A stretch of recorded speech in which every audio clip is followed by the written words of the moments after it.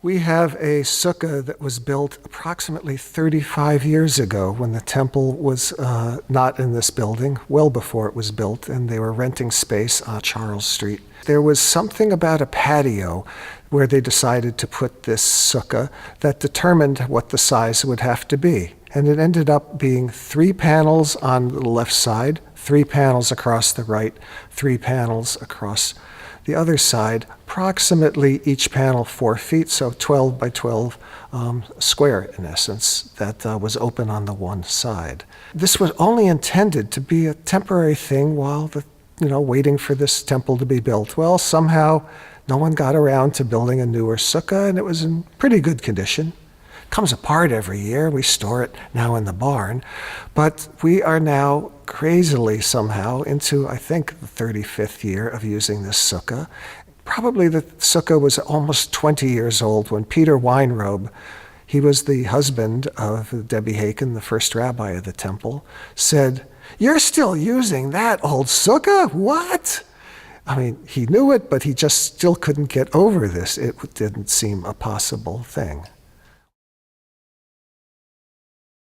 There was a time 4 years ago, it's now 2018, when there was a fad of sorts of making some Passover music videos that were funny, often satirizing popular songs.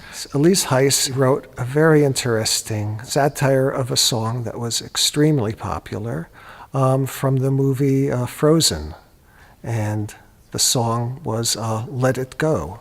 Well, she made Let Us Go, telling the version of the Passover story, delightfully, but based on the song, using the same music. Okay, so good friends of Elise's, these 2 wonderful young women, sang this at a recording studio, and then I was presented with, as a filmmaker, what could we do to make a supporting video?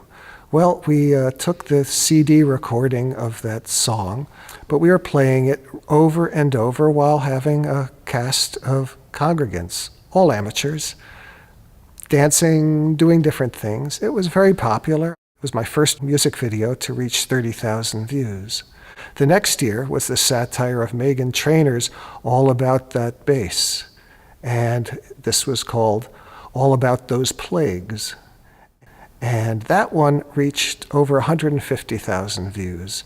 The Jerusalem Post called it the best Passover satire of the year, musical satire of the year. But the thing I was happiest about, that it was seen not just by 150,000 people, it was seen in over 120 countries. That's just a beautiful thing. And I think it was a lot of fun.